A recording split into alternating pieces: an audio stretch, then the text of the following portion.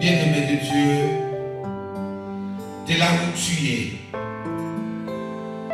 toi qui, le Seigneur a renouvelé sa grâce ce matin, je t'invite, pendant ne fût-ce que quelques instants, d'élever ta voix pour adorer les rois des rois, pour louer le Seigneur des seigneurs, pour lui adresser des actions de grâce.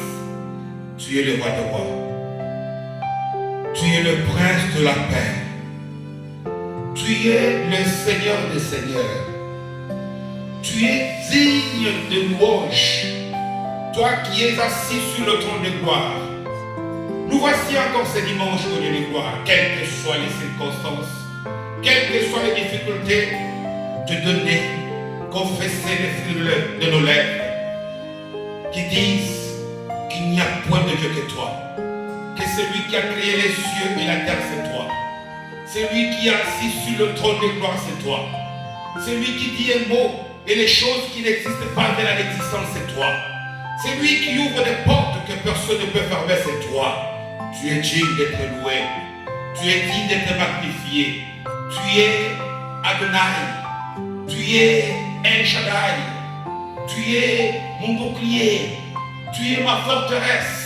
Tu es mon abri sûr. Celui qui se confie en toi, Seigneur, il est rayonnant de joie. Son visage n'est jamais couvert de honte.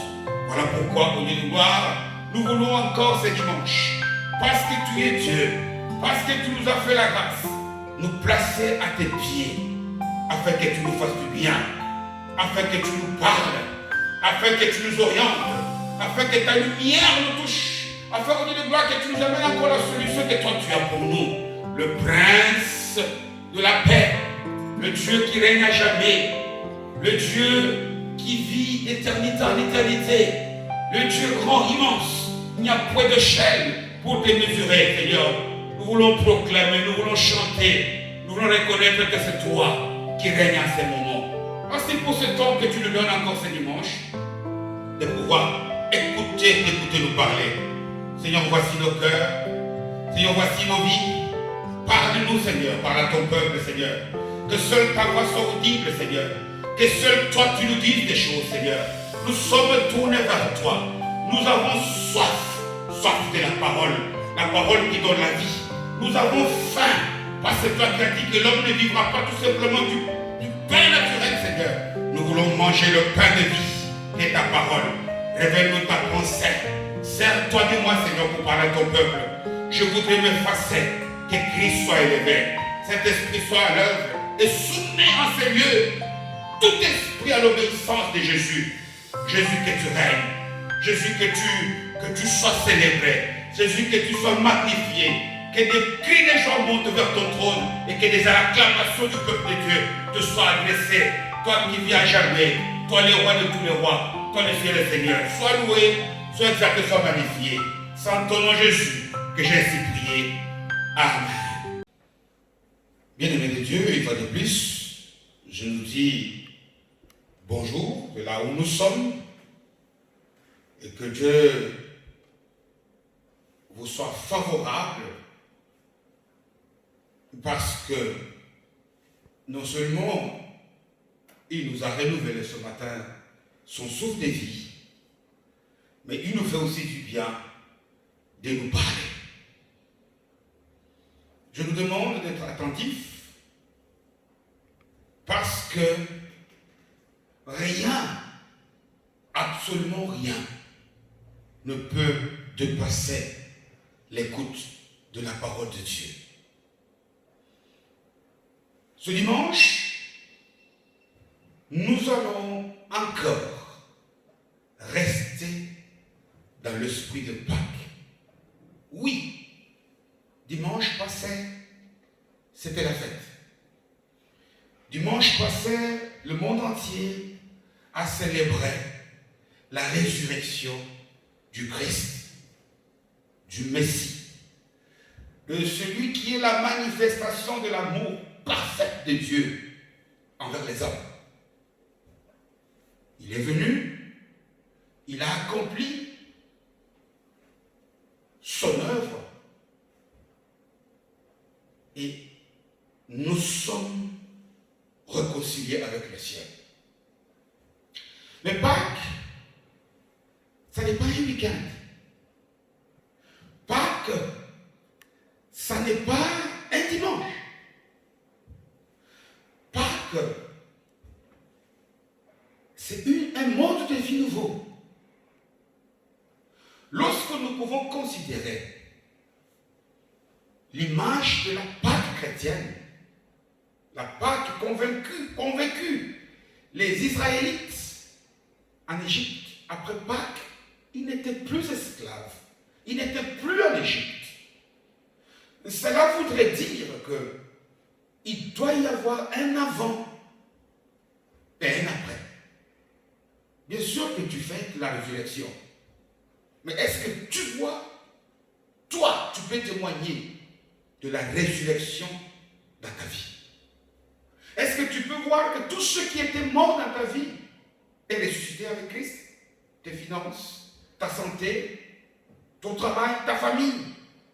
Est-ce que tu vis réellement la résurrection? L'apôtre Paul s'adressa aux Galates, dans son 5e chapitre, verset 1er, il dit que nous avons été sauvés pour la liberté. Et nous ne devons plus vivre sous quelque esclavage que ce soit. Est-ce que nous le voyons? Est-ce que nous vivons la liberté? Non. C'est que quelque chose ne va pas. Quelque chose, si avant Pâques, les problèmes que tu avais, tu les as encore, quelque chose ne va pas. Si après Pâques, nous revivons toujours la même situation, le même confinement, les mêmes soucis de tous les jours, parce qu'il n'y a pas que le confinement, quelque chose ne va pas. Un jour, dans les évangiles, Pierre pose la question à Jésus. Seigneur, nous avons tout quitté, nos familles, nos pères, nos mères, nos maisons, pour te suivre. Mais qu'est-ce que nous avons gagné? Marc 10, à partir du verset 28. Jésus lui dira, il n'y a personne ne peut quitter sa famille, tout abandonner et venir à moi. Et n'est pas gagné déjà dans ce siècle, dans le monde présent, au centuple. Nous devons déjà commencer à vivre Pâques de maintenant. Parce qu'il y a beaucoup de gens qui pensent que oui, nous sommes sauvés, donc nous irons au ciel. Non, nous devons déjà commencer à expérimenter la Pâques dès à présent. Dans notre quotidien, dans la vie de tous les jours, nous devons expérimenter Pâques. Nous devons voir la libération. Des blocages doivent cesser. Des chaînes doivent être brisées. Nous devons, tout ce qui nous empêchait d'aller vers le succès, vers le progrès, toutes les barrières doivent tomber. C'est ça vivre Pâques. C'est ça manifester Pâques. Mais si, moi et toi, nous avons l'impression que nous vivons toujours la même chose, que, ayant fêté Pâques, nous manifestons toujours les mêmes difficultés, c'est que, souvenons-nous de ce que je nous ai dit il y a quelques semaines, c'est que nous sommes mal positionnés. Paul dit aux Corinthiens, 2 Corinthiens, chapitre 5, verset 17, quand une personne est en Christ, c'est alors qu'elle devient une nouvelle création. Et que toutes les choses anciennes doivent passer. Les péchés, oui, mais aussi les soucis. Les maladies aussi doivent passer. Mais le problème, c'est que nous devons être en Christ. Nous devons être bien positionnés. J'ai dit qu'être en Christ, ce ne sont pas des paroles, des mots que nous disons. Quand on est quelque part, c'est un lieu, mais c'est un lieu spirituel. Vous savez, dans la vie de tous les jours ici, avoir un bon positionnement, partout où nous sommes, nous donne toujours beaucoup d'avantages. Si nous assistons par exemple quelque part à une manifestation, il n'y a que ceux qui ont la bonne position qui pourront bien suivre. Lorsque nous sommes par exemple en classe, nous voulons avoir la bonne position, être proclamés parmi les premiers. Lorsque nous sommes dans la vie de tous les jours, nous voulons avoir une bonne position dans la vie. Parce que avoir un bon positionnement est un avantage. Alors nous voulons alors savoir où est-ce que nous sommes positionnés en Christ. Quelle est notre position en Christ? Voilà le thème de notre message d'aujourd'hui. Où est-ce que nous sommes? Vous savez, pour avancer, si nous voulons avancer, tu prends ton téléphone, tu appelles une personne, tu lui poses une question, indique-moi la direction pour me rendre telle part. Mais la personne ne peut pas t'indiquer la route si toi tu n'es pas au préalable capable de lui dire où tu es.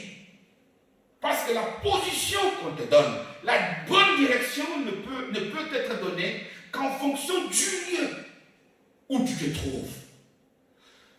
Prends ton GPS, dis-lui, je veux aller à Rome. Mais à Rome, il ne peut t'indiquer la bonne direction que par rapport à la position dans laquelle tu te trouves pour l'instant. Donc, nous voulons savoir où est-ce que nous sommes positionnés.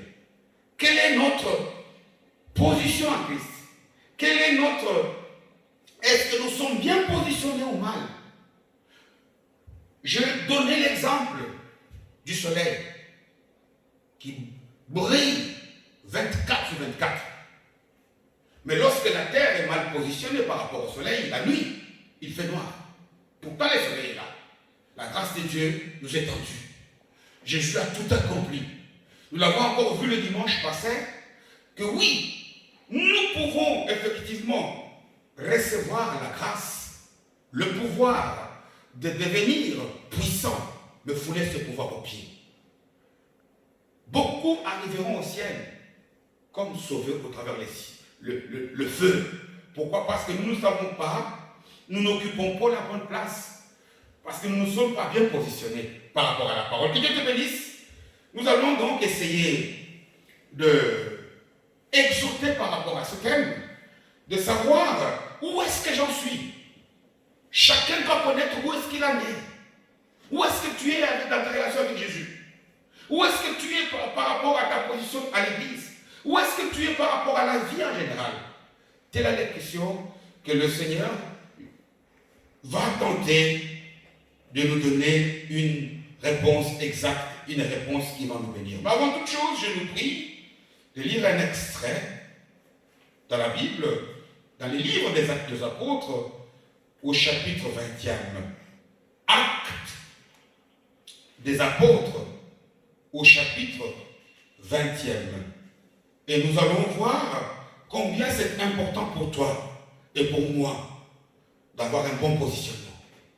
Combien c'est important pour toi et pour moi d'être bien assis, d'être en sécurité. Et c'est là qui va nous ouvrir les portes de la vie abondante que Jésus a acquis pour toi et pour moi. Nous lisons la parole de Dieu dans le livre des Actes, au chapitre 20e, et j'ai la parole de Dieu à partir du 7e verset. J'ai la parole de Dieu, Jésus. Le premier jour de la semaine, nous étions réunis pour rompre le pain. Paul, qui devait partir le lendemain, s'entretenait avec les disciples et il prolongea son discours jusqu'à minuit. Il y avait beaucoup de lampes dans la chambre haute où nous étions assemblés. Verset 9. Or, un jeune homme nommé Eutychus, c'est Eutyche en français, qui était assis sur la fenêtre s'endormit profondément pendant le long discours de Paul. Entraîné par le sommeil, il tomba du 3e étage en bas et il fut relevé mort. Verset 10. Paul, étant descendu, se pencha sur lui et le prit dans ses bras en disant, ne vous troublez pas, car son âme est en lui. Quand il fut remonté, il rompit le pain et mangea, et il parla longtemps encore jusqu'au jour, après quoi il partit. Verset 12. Le jeune homme fut ramené vivant, et ce fut le sujet d'une grande consolation, parole du Seigneur. Bien-aimés, nous sommes ici devant un récit qui nous raconte un miracle extraordinaire. Ici, il est question ici de la résurrection. Si pour Lazare on pouvait dire que c'est Jésus, le Seigneur, mais ici c'est Paul, un disciple, qui a opéré un grand miracle, qui a fait quelque chose d'étonnant. Mais notre message, notre exhortation d'aujourd'hui ne va pas porter sur ce miracle de la résurrection. Peut-être, si le Seigneur le veut, on le fera d'autres occasions. Et notre message aussi ne va pas porter sur cette onction terrible que Dieu avait donnée sur cet homme, Paul. Non, pas sur lui. Notre message d'aujourd'hui va porter sur Eutychus, ce jeune homme qui est une image parfaite de toi et de moi. Ce jeune homme qui est une image réelle de ce que nous sommes, nous chrétiens. Je le dis le dimanche passé, lorsque nous ouvrons la Bible, nous y trouvons la pensée de Dieu pour les hommes. Mais cette pensée, Dieu nous la donne de deux manières différentes. Parfois, Dieu nous dit des choses d'une manière directe. Ne mens pas. C'est qu'il ne faut pas mentir. Il ne faut pas interpréter. Parfois, Dieu nous dit il faut aider les pauvres. Il ne faut pas interpréter. Le message est clair. À beaucoup d'occasions, il nous dit des choses, il nous donne ses principes, il nous communique sa volonté d'une manière directe. Mais il arrive aussi, dans la même parole, que Dieu nous communique sa pensée au travers du vécu de certaines personnes. C'est-à-dire qu'au travers, quand Dieu nous parle, par exemple, du combat entre Goliath et David, David a combattu physiquement Goliath. Mais Dieu nous donne cette histoire pour qu'au travers de ce que David a vécu, moi et toi, nous puissions aussi trouver la manière de combattre nos Goliath. Donc, il y a cette manière-là de nous donner de ces principes d'une manière directe, mais il y a aussi la manière que Dieu utilise pour essayer de nous communiquer sa pensée au travers du vécu des autres.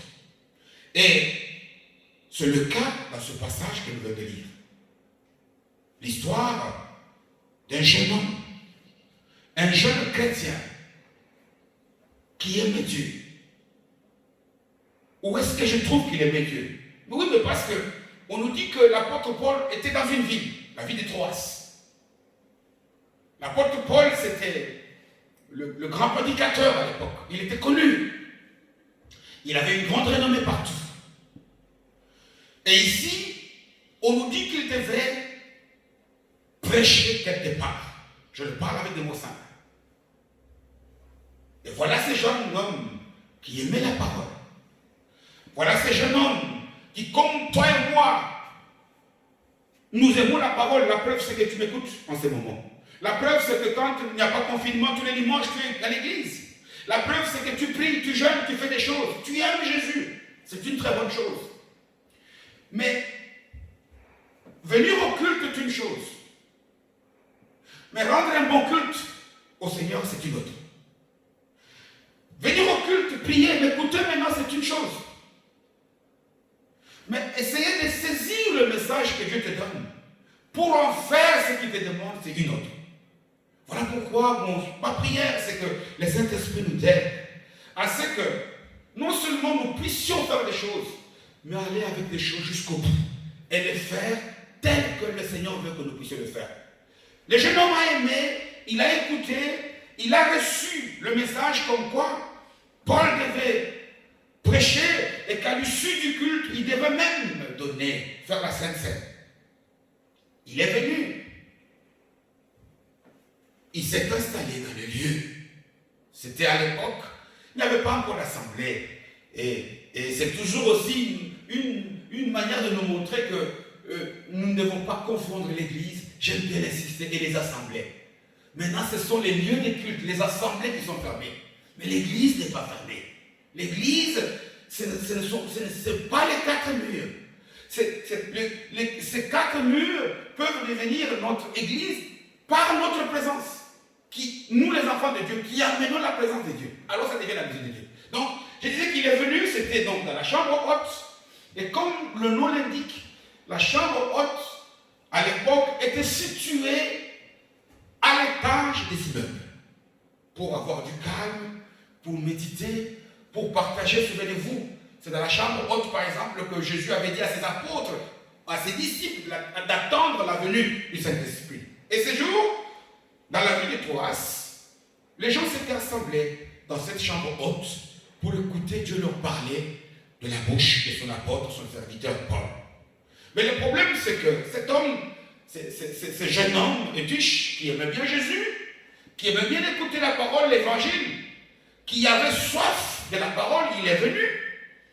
Mais regardez un peu la place où lui est allé s'installer.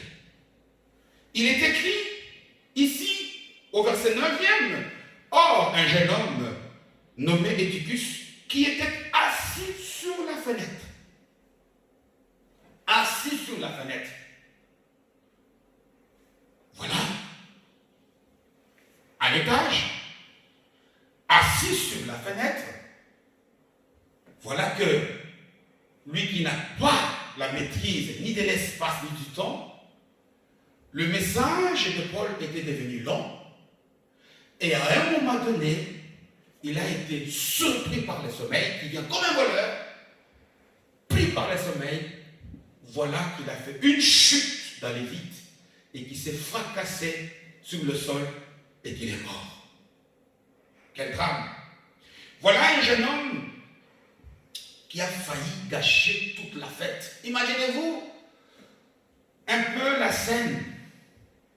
Les gens qui étaient assis autour de Jésus, concentrés, avec des laptops, des tablettes, en prenant des notes. Paul qui donnait la révélation de la bonne nouvelle. Les gens qui étaient contents, qui disaient des Alléluia, Amen. Les gens qui se disaient, waouh, quelle parole. Et tout d'un coup, un de leurs chute. Et le voilà par terre. Et lorsque les gens descendent, ils les trouvent morts. Heureusement. Heureusement que Paul était là. Heureusement d'ailleurs que nous servons un Dieu de grâce. Voilà pourquoi ce message que tu écoutes en ce jour, considère-le comme cette grâce que Dieu te renouvelle pour que tu puisses avoir la bonne position. Pour que tu puisses essayer d'éviter la chute. Parce qu'attention, la chute peut nous entraîner à la mort. Amen. Ici, il y a un message important que le Saint-Esprit a pour toi et pour moi. Ici, il y a des choses extraordinaires et que le Saint-Esprit veut nous communiquer. Si vous étiez posé la question de savoir qu'est-ce qui a occasionné la mort de Tish, nous allons recevoir beaucoup de réponses qui seront vraies. Oh, parce qu'il est tombé à cause de la chute. C'est vrai. Oh, parce qu'il était assis à la fenêtre. C'est vrai. Parce qu'il a été surpris par le sommeil. C'est vrai.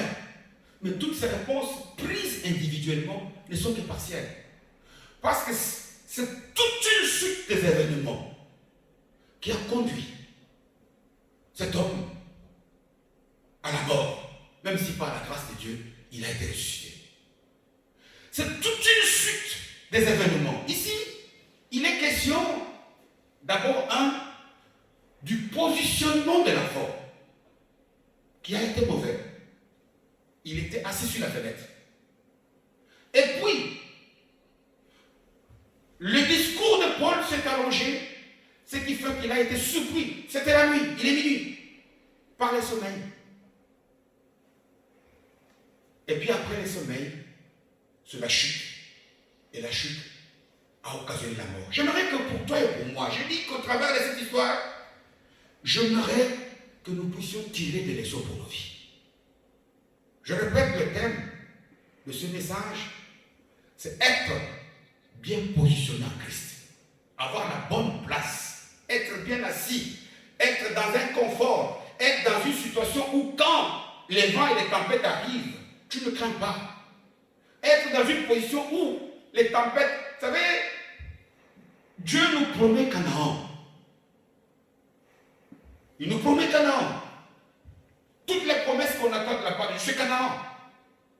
La bénédiction que toi tu attends, c'est Canaan. La guérison, la santé, la famille, le travail. Je ne sais pas ce que tu attends. C'est Canaan. Mais Dieu t'a dit que dans Canaan, c'est le pays où coule le lait et le miel. Le lait est bon. Le miel est bon.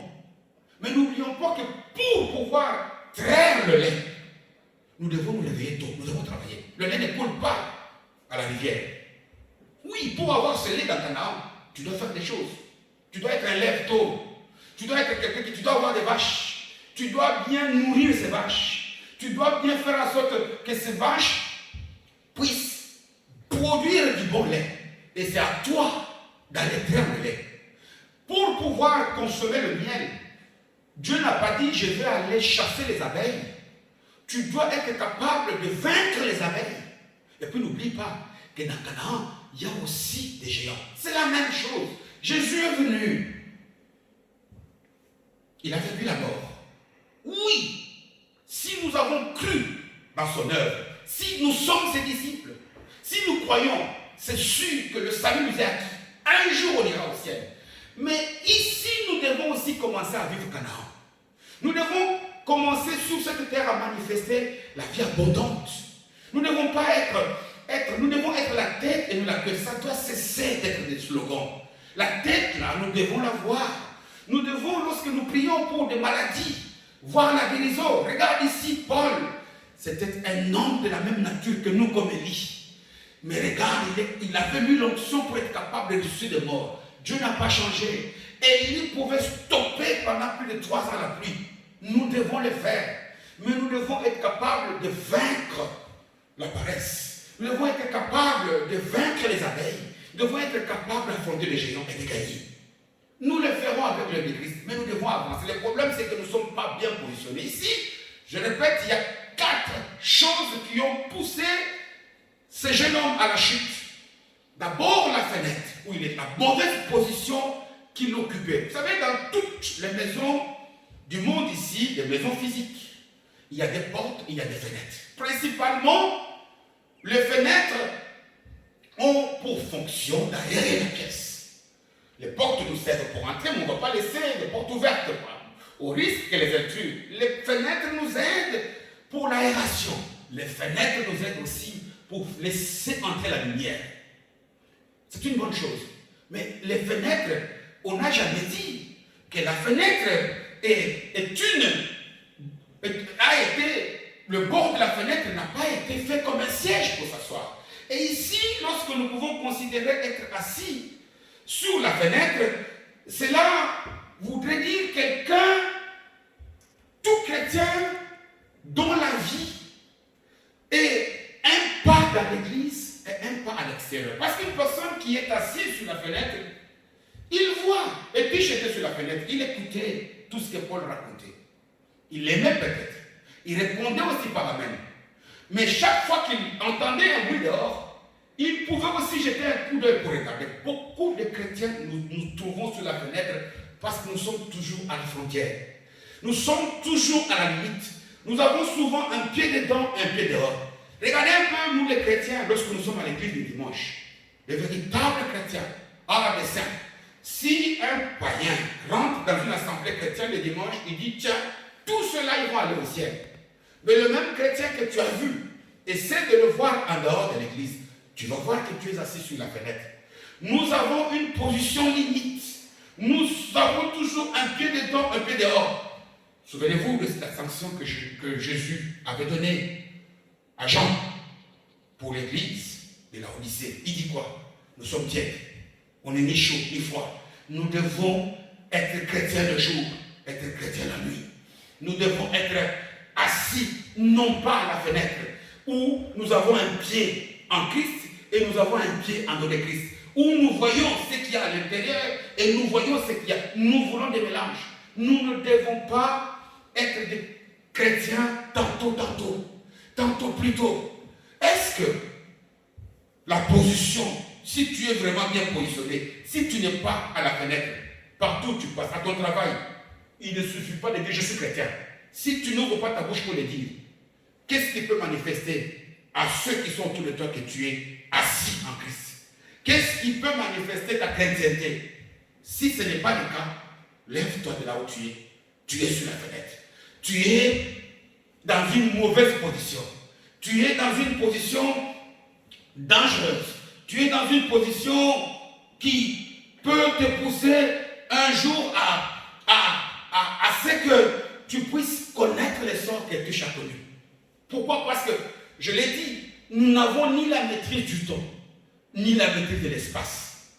Toi, tu as cette vie toujours limite. Cette vie qui aujourd'hui noire, aujourd'hui blanc. Cette vie chrétienne en dents de scie. Aujourd'hui bien, demain mauvais. Tu es à la fenêtre. Attention, parce qu'ici, on ne sait pas quand est-ce qu'il viendra. Ici, nous ne savons pas ce qui avait poussé les fiches à se mettre ici. Mais lorsque nous pouvons essayer de scruter le texte, lorsque nous pouvons chercher à voir un peu ce qu'est le Saint-Esprit, nous pouvons nous imaginer qu'il peut y avoir beaucoup d'informations, beaucoup d'informations qui avaient poussé ce jeune homme, les fiches, à se mettre à la fenêtre. Pourquoi on nous dit ici, au verset 9, au début, on dit que c'était jeune. Est-ce que c'est parce qu'il était jeune qu'il a cru que non, moi je suis fort? Ici, pour lui, c'est la jeunesse. Mais ce que j'aimerais te dire, la jeunesse pour toi, ça peut être ces moi exagéré que tu as de toi. De te croire toujours être le plus grand prieur. De te croire toujours être toujours le plus fort en méditation de la parole. De toujours croire ici, lui, tirer sa force dans sa jeunesse. En quoi toi tu tires ta force?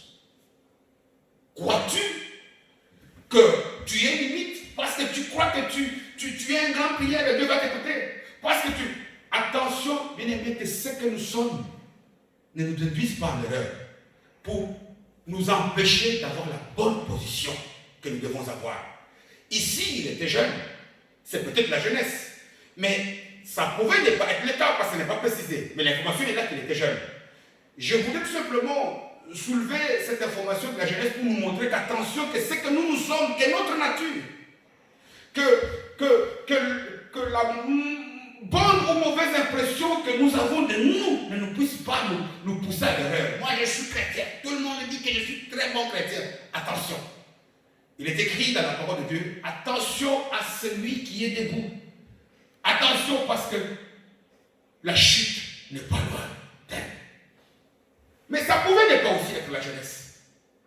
Et ça pouvait être le fait que peut-être parce qu'il y avait beaucoup de gens dans la salle et qu'il n'y avait plus assez de place.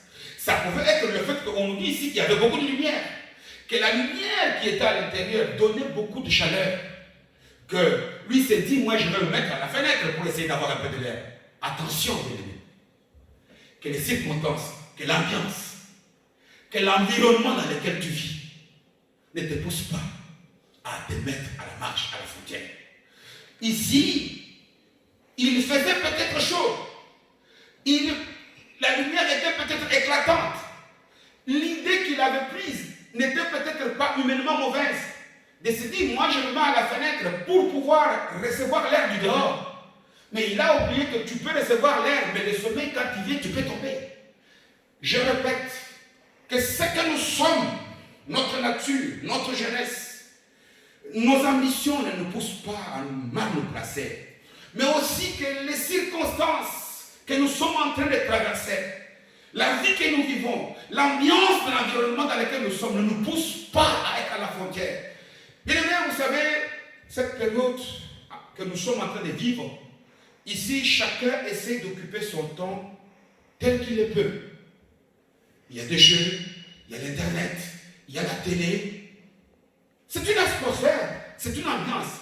Mais attention, nous pouvons prendre tellement goût à cette ambiance que si le confinement dure, beaucoup auront du mal à retrouver leur ancienne vie, leur nature de venir à la prière, de venir au culte les dimanches.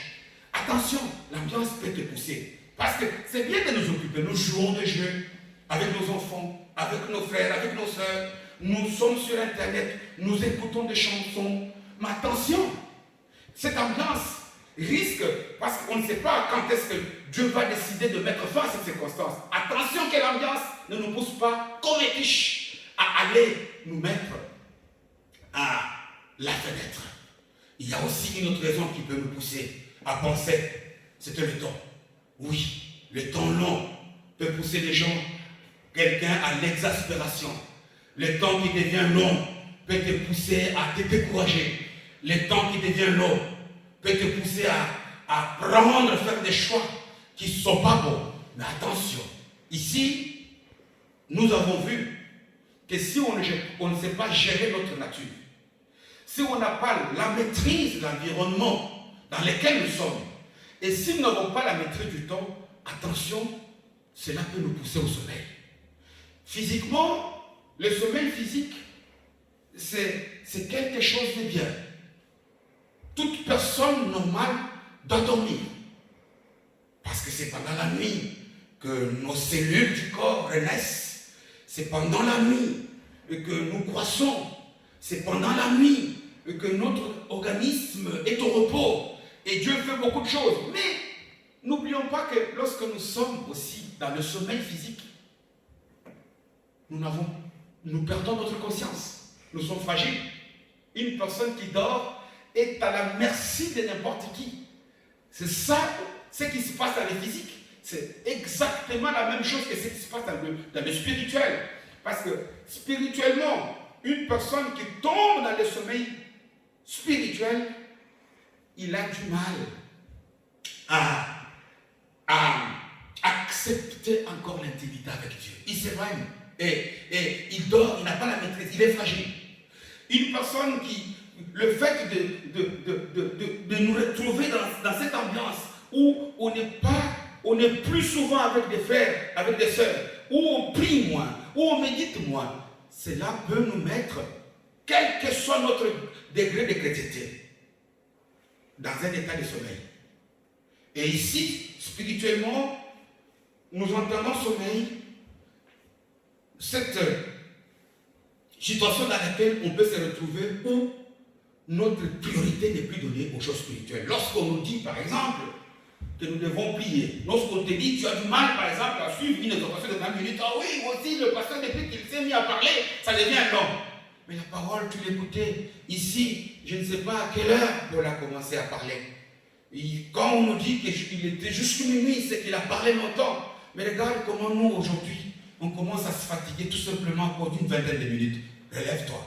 Réveille-toi, toi qui dors. Pourquoi? Parce que le sommeil est dangereux. Le sommeil peut nous entraîner dans une chute. Et ce que je te dis ici, ce message d'aujourd'hui, considère-le comme une mise en garde que le Seigneur te donne. Considère qu'il te donne à toi, il me donne aussi à moi. Vous savez, je peux parler comme ça, toi tu regardes tout, tu dis, moi je ne dors pas. Non. Il n'y a personne qui dort, qui puisse accepter quand on lui dit qu'il dort. Il n'y a que des gens qui sont à côté de toi qui te voient. Pourquoi? Parce que le sommeil vient progressivement. On a commencé il y a un peu plus de mois. Les assemblées ne fonctionnent plus comme auparavant. Le culte se donne sur Internet. Nous sommes chez nous à regarder la télé, à faire l'Internet, à communiquer sur des réseaux sociaux. Tout ça est bon. Mais nous risquons de perdre l'habitude. Et c'est la même chose aussi le sommeil physique, il vient progressivement. D'abord, il a des phases, il a des cycles. Il y a ce qu'on appelle la phase du sommeil léger, peut-être dans lequel tu es maintenant. Donc la somnolence, où les yeux deviennent tout rouges, tu commences à bailler. Regarde quand on te dit tu bailles, c'est que tu dis. Oh non, moi je ne baille pas, je ne dors pas. J'ai le compte de toutes choses. C'est déjà le début du sommeil. Si par exemple tu doutes de ce que je dis ici, c'est que tu es dans la phase de somnolence. C'est que tu commences petit à petit à t'écarter. Et Tish, quand il était assis sur ce bord de fenêtre, peut-être que comme un sommeil ne vient pas brutalement, ici il est tombé, comme il est dit, à cause du sommeil profond. Mais avant d'arriver au sommeil profond, il y a eu la phase du sommeil léger. Il y a eu la phase où il baillait. Où on lui a dit, et Tish, fais attention, quitte la fenêtre. Comme Dieu te dit maintenant. Quitte ce que tu es en train de faire. Réveille-toi. Quitte cette position dans laquelle tu es. Tu risques de tomber. Le sommeil profond, quand il vient comme un voleur. Il va te surprendre. Pourquoi? Parce qu'il y a la phase du sommeil léger. Et c'est dans cette phase, je reconnais que nous sommes dans cette phase parce que le Saint-Esprit nous a donné ce message. Sinon, il nous aurait donné notre message pour nous mettre en garde. Alors, attention. Faisons attention. Gardons notre position, la bonne. Nous sommes en Christ. Nous sommes des enfants de Dieu. Quelle est la priorité de la journée? Aujourd'hui, nous sommes le dimanche et il est 12h12. Qu'est-ce que tu as fait le plus depuis le matin jusqu'à cette heure? Je ne te juge pas. Ici, cette question, je me la pose à moi aussi. Parce que nous sommes tous pareils. Devant Dieu, nous sommes tous des enfants de Dieu. Donc, prends-le comme un message pour nous réveiller. Parce que je dis, si Dieu nous donne ce message, c'est parce qu'il voit qu'il y a ce risque que la position que nous occupons pour le moment puisse nous pousser à ce que nous puissions passer au stade du sommeil profond avant de tomber dans le vide. Ici, j'aimerais insister. Je dis, nous devons cesser d'être à la frontière. Sinon, la frontière peut nous conduire à nous écarter petit à petit des choses spirituelles. Avec comme conséquence, lorsque les choses seront à la normale, pour bientôt, que tu puisses perdre ton premier amour. Souvenez-vous de ce que Jésus pouvait reprocher à l'église d'Éphèse. Il ne disait pas que cette église ne croyait pas. Il dit, mais où est ces ailes que tu avais d'autre temps? Où est parti ton premier amour? Tu m'aimes toujours, mais tu m'aimes plus comme auparavant. Et si tu n'aimes pas comme auparavant, la chute, c'est quoi? C'est peut-être la rétrogradation. De revenir à ses vomis. De recommencer à aimer encore la musique que tu avais refusée autrefois. De recommencer encore à poser des actes que tu avais cessé de faire. Bien aimé, que la situation dans laquelle nous sommes maintenant, c'est un piège que l'ennemi va chercher à tendre à beaucoup d'enfants de Dieu pour les garder esclaves. Nous avons été sauvés pour la liberté. Nous voulons expérimenter la liberté. Nous devons quitter la frontière. Nous devons manifester Christ partout. Lorsque je suis couché, quelqu'un vient, il me voit dans mon sommeil, il dit, tiens, ça c'est un sommeil chrétien. Est-ce qu'on est pour toi? Lorsque je suis partout où je passe, même dans une fête, on ne reconnaît pas une fête chrétienne qui parle des cantiques soi-disant chrétiens. Non. C'est par des comportements, même s'il n'y a pas de cantiques, qui manifestent la nature de Jésus. Nous avons été scellés. C'est-à-dire qu'il y a un cachet du Saint-Esprit. Une lettre où on a mis une estampille, un cachet, le cachet est toujours visible. Où est notre cachet? Où sont les marques du Saint-Esprit? Où est-ce qu'on peut reconnaître en toi ce cachet-là? Nous avons été sauvés pour la liberté. Que Dieu t'aide, que Dieu m'aide. Pour que si nous sommes dans la situation de Tish, nous puissions quitter la fenêtre, nous puissions quitter la frontière, que nous puissions, quelles que soient les conditions, même si la salle est bondée, mets-toi là. Même si l'ambiance est mauvaise, demeure chrétien. Que Dieu te bénisse et que Dieu me bénisse. Et que Dieu, de là où toi tu es, pense à toi. Lui qui a pensé à te donner ce message aujourd'hui, c'est parce qu'il t'aime.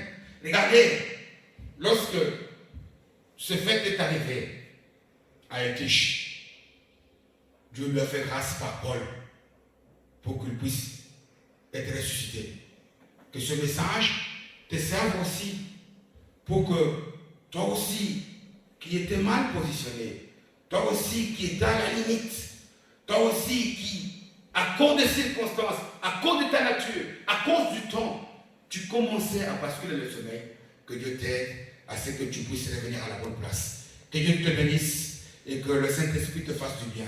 Nous allons prier. Seigneur, le Dieu d'amour, le Dieu de paix. Oui, nous avons compris que pour pouvoir boire du lait de Canaan, nous devons quitter la paresse. Nous devons travailler. Tu dis, mon dit, sois celui qui fait le travail de Dieu avec paresse. Tu nous appelles à être des lèvres tôt, Seigneur. Tu nous appelles à te donner à toi la priorité. Regarde, à cause de l'ambiance morose que nous traversons, à cause de ces situations qui prennent du temps, Seigneur, petit à petit, nous sommes en train de chavirer, nous sommes en train de couler, nous sommes en train, Seigneur, de tomber dans la somnolence. Mais je sais par la foi que tu nous as donné ce message pour nous réveiller, pour que nous puissions demeurer en toi. Demeurer en toi, c'est quoi? C'est te donner la priorité de la journée. Te donner la priorité dans tout ce que nous faisons. Tu dois prendre la première place parce que l'alpha, c'est toi. Tu dois être le roi de tous les rois parce qu'au-dessus de tous les rois, c'est toi. Seigneur, prends la priorité. Seigneur, quelle que soit l'ambiance, quel que soit le temps, nous voulons non seulement donner la priorité, mais manifester dans nos vies un comportement digne qu'on nous appelle que nous sommes des chrétiens, que nous sommes des disciples. C'est-à-dire que tout disciple accompli agit comme son maître. Saint-Esprit, me voici. Voici mon frère, voici ma soeur. De là où elle est, de là où il est, Seigneur, touche, garde, protège. J'aimerais réussir élever ma voix poussée par le Saint-Esprit. Ce dimanche pour prier, parce que je sais, comme physiquement, nous ne savons pas nous voir. Seigneur, je sais qu'il y a des frères, qu'il y a des sœurs qui traversent des moments difficiles dans leur chair à ces moments, soit qui connaissent des moments de troubles, des moments de deuil, des moments de maladie, des moments de carence. Il y en a qui souffrent, Seigneur, faire des courses à ces moments pour ceux qui n'ont pas de véhicule. C'est devenu un calvaire. Mais Seigneur, tu es le Dieu capable de donner la solution là où il y a des questions. Tu es capable de rendre l'impossible possible. Laisse que ta grâce, au Dieu de gloire, pour saisir chacun de tes enfants et que dans tout ce que nous faisons, la gloire te revienne. Béni sois-tu, le Dieu de gloire. Sois loué, sois exalté. Au nom de Jésus, ainsi prié. Amen.